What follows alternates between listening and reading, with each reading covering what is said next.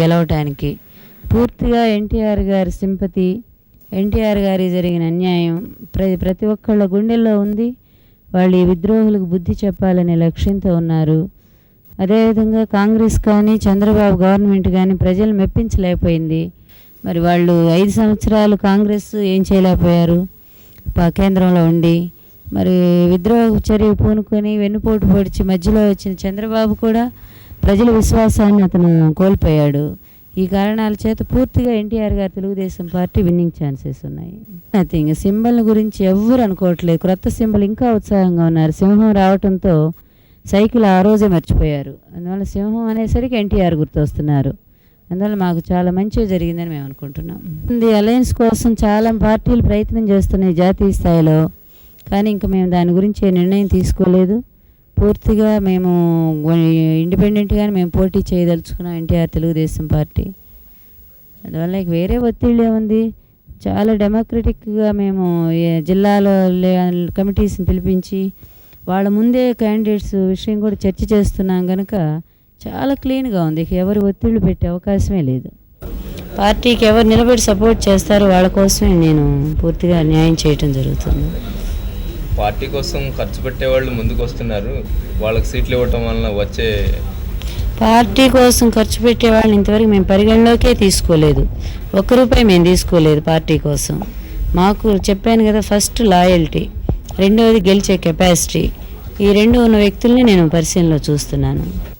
Chandrababu cycle గుర్తును తెచ్చుకుని పైనుండి కింద వరకు పార్టీ యంత్రాంగాన్ని ఏర్పాటు చేసుకుని 6 నెలల పాటు ప్రజల వద్దకు పాలన, శ్రమదానం అంటూ 16 జిల్లాల సుడిగాలి పర్యటన ఆయనకు ఇప్పుడు ఏ పాటి ప్రయోజనాన్ని ఇస్తుందో వేచి చూడాల్సిందే. చంద్రబాబు ఇచ్చిన 13 లక్షల తెల్ల కార్డులు ఓట్ల రూపంలో బ్యాలెట్ బాక్సుల్లో పడతాయా లేదా అన్నది ఇప్పుడు ఒక ప్రధాన ప్రశ్న. చంద్రబాబు రాజనీతి తంత్రంపై అపార విశ్వాసం ఉన్న ఆయన శిష్యులు మాత్రం ఏం చేసి తమ నాయకుడు మమ్మల్ని గట్టెక్కిస్తాడోనని ఆత్రంగా ఎదురు చూస్తున్నారు. You give me strength, I will give you prosperity. నేనంటున్న 45 సంవత్సరాలు మీకు ఓట్లు వేశారు. ఇక్కడ 40 సంవత్సరాలు మీరు ఉన్నారు. ఈరోజు 5 సంవత్సరాలు ఉన్నారు. ఎంత వాళ్ళు స్ట్రెంగ్త్ ఇచ్చారు, మీరు ఏం ప్రాస్పరిటీ ఇచ్చారని అడుగుతున్నారు. కళ్ళబొల్లి మాటలు చెప్పేది లేకపోతే నేను అందుకే రాష్ట్రానికి ఒకటే రిక్వెస్ట్ చేస్తున్న ప్రజలకి, you strengthen my hands, you strengthen me. In turn స్టేట్ని ఒక ఆదర్శ రాష్ట్రంగా తయారు చేస్తాం. Not only prosperity, in all aspects ఒక మోడల్ స్టేట్ తయారు చేస్తాం.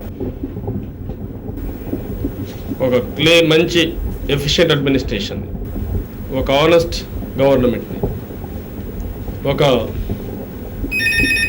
పూర్ పీపుల్కి ఏదైతే కావాలనో అలాంటి అడ్మినిస్ట్రేషన్, ఇండస్ట్రీస్లో, అగ్రికల్చర్లో, ఇరిగేషన్ ప్రాజెక్ట్స్లో, దెన్ అన్ని విధాల రాష్ట్రాన్ని అభివృద్ధి చేసి ఒక మంచి రాష్ట్రంగా తయారు చేయడం కోసం కృషి చేస్తాం. ఒక స్టేబుల్ గవర్నమెంట్ ఇస్తాం.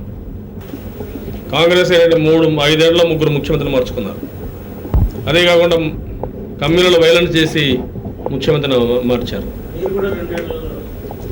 That is different. ఒక లీడర్షిప్ మార్చుకున్నాం, మేము ముఖ్యమంత్రిని మార్చాం, డెమోక్రటిక్గా చేసాం, not from Delhi. We have done democratically. MLAs అంతా కలిసి ఎన్నుకోవడం జరిగింది. ఢిల్లీ మారిగా వాళ్ళేదో మనిషిని పంపించి లేకపోతే మనుషులను చంపేసి మేము చేయలేం. That is what we have done. కాబట్టి ఈ యాంగిల్లో ఆలోచించి this is our call. We will develop. ఆంధ్రప్రదేశ్లో అన్ని రిసోర్సెస్ ఉన్నాయి, మంచి వనరులు ఉన్నాయి, ఖనిజ సంపద ఉంది, రివర్స్ ఉన్నాయి, సీ కోస్ట్ ఉంది, పోర్ట్స్ ఉన్నాయి, ఎవ్రీథింగ్ ఎక్సలెంట్ గుడ్ పబ్లిక్ ఉన్నారు. We will make Andhra Pradesh just like Japan, Korea, Malaysia. Give me mandate. ఇప్పుడు సెంటర్ ఒక స్టంబ్లింగ్ బ్లాక్గా తయారైంది. ఫండ్స్ ఇవ్వడం వల్ల, క్లియరెన్సెస్ ఇవ్వడం లేదు. అదే మనకి ఏది కావాలన్నా మనకు అడ్డం పడుతున్నారు. మీరు కానీ మొత్తం ఎంపీలు గెలిపించండి. ఇన్నేళ్లు కాంగ్రెస్కి ఈసారి ఏమీ జరగలేదు. కనీసం 40-30 మంది ఎంపీలు ఉంటాయి. ఇప్పుడు మనం ఇంకా మిగిలిన పోతే ఇంకా ఎక్కువ అయ్యారు, 35-34 అయిపోయారు. ఒక్క పెండింగ్ ప్రాజెక్ట్ గురించి ఒక్కరోజు మాట్లాడినాడు అతను. కేంద్రంలో ఒక్క రోజు మన సమస్యల గురించి మాట్లాడినాడు అతను. What for? ఎందుకు ఎంపీలు? ఇంకా ఏది క్లియర్ చేయించలేదు, ఏది మాట్లాడలేదు, పార్లమెంట్లో కాంట్రిబ్యూషన్ లేదు, ఒక ప్రాజెక్ట్ క్లియర్ చేయలేదు, 1 రూపాయి ఇప్పించలేదు, ఏమీ చేయలేదు. మీరు ఇవ్వండి, గెలిపించండి రాష్ట్రం మొత్తం 42 మంది ఎంపీలు. 3.5 yearsలో ఈ రాష్ట్రంలో నెక్స్ట్ 5 yearsలో ఏం చేయబోతాం చేసి చూపిస్తాం. That is my pledge, that is my challenge. అందులో నేను ట్రాక్ రికార్డ్ లేకుండా చెప్పడం లేదు. 6 monthsలో హ్యావ్ డెవలప్డ్ సో మచ్. నేను have given all the details what I have done. With that background I'm requesting public your support. ఆ ఆవశ్యకత మీదనే, ఈ ఇంపార్టెన్స్ మీదనే I'm requesting. This is the main plan tomorrow election కూడా. ఒక పక్క నేను చేసిన పనులు చెప్తూనే ఎందుకు రేపు రాబోయే రోజుల్లో తెలుగుదేశం పార్టీకి ఓట్లు వేయాలో, ఓట్లేస్తే ఏ విధంగా రాష్ట్రం అభివృద్ధి అవుతుందో, this is my main plan. రాబోయే పార్లమెంట్ ఎన్నికల్లో అన్ని సీట్లు మేము గెలుస్తాం, ఆ నమ్మకం కూడా నాకుంది. అంతేకాకుండా ఈరోజు రాష్ట్రంలో 6 నెలల్లో కాంగ్రెస్ ప్రభుత్వం 6 సంవత్సరాల్లో చేయలేని పనులు మేము చేయగలిగాం. అదే కాకుండా ఈరోజు కాంగ్రెస్ పార్టీ కేంద్రంలో కానీ రాష్ట్రంలో ఉన్నప్పుడు కానీ అనేక అవినీతి ఆరోపణలకు ఇన్వాల్వ్ అయ్యారు. ఆ విధంగా ఆలోచించిన రాష్ట్రంలో, దేశంలో కాంగ్రెస్ పార్టీ పూర్తిగా భ్రష్టు పట్టింది. అన్ని విధాలు గెలుస్తామని చెప్పి నేను మీకు తెలియజేస్తున్నాను. ఈ 6 నెలల్లో మీరు చేసిన అభివృద్ధి కార్యక్రమాలు ఈ గెలుపుకు దోహదపడ్డాయి. ప్రజలు ఎప్పుడు కూడా మర్చిపోరు. ఎప్పుడు కూడా ఏ ప్రభుత్వాన్ని కూడా ప్రజలకు మంచి పనులు చేస్తే ఆదరిస్తారు. ఆ విధంగా ఎన్నో పనులు చేశాం. ఈరోజు సుమారు 22-23 లక్షలు కార్డు ఇచ్చాం, 5 లక్షల పైన ఇంటి జాగాలు ఇచ్చాం, 4 లక్షల ఇండ్లు కట్టిస్తున్నాం. ఇంకా ఎన్నో కార్యక్రమాలు గ్రామానికి ఒక పని చేయడం జరిగింది.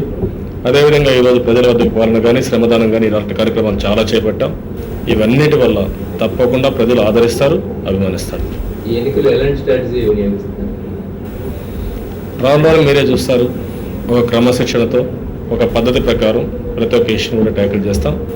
అంతేకాకుండా ఈరోజు కేంద్ర రాష్ట్ర సంబంధాలపైన, రీజనల్ పార్టీల యొక్క ఆవశ్యకత పైన, రేపు జరిగే ఎన్నికల్లో ప్రజలు ఓట్లిచ్చి తెలుగుదేశం పార్టీని గెలిపిస్తే ఏ విధంగా రాష్ట్రం అభివృద్ధి అవుతుందో ఆ విషయాలన్నీ కూడా ప్రజలకు తెలియజేయాలనుకుంటున్నాం. ఈరోజు పివి నరసింహారావు గారు చెప్తున్నారు, నాయకులు పెద్దలందరూ కూడా కాంగ్రెస్ ను మర్చిపోయి తమను గురించి ఆలోచించడం ప్రారంభించడం జరిగింది. ఇది యావత్ భారతదేశంలో జరిగింది, ఏదో ఒక చోట అని కాదు. ఇది ఏదో మిమ్మల్ని సంతోష పెట్టడానికి కూడా చెప్పడం లేదు. నేను ఉన్నటువంటి వాస్తవాన్ని మేము ముందు పెడుతున్నాను. Congress is regional party, BJP is regional party. Which party you tell me? Some states they don't have any hold. UP, బీహార్లో కాంగ్రెస్కి ఒకటి లేదు. అదే మరి బీజేపీకి తమిళనాడు, కర్ణాటక, లేకపోతే కర్ణాటక, తమిళనాడు, ఆంధ్ర, కేరళ ఏమీ లేదు. ఈ విధంగా కొన్ని పార్టీస్ అక్కడ లేవు.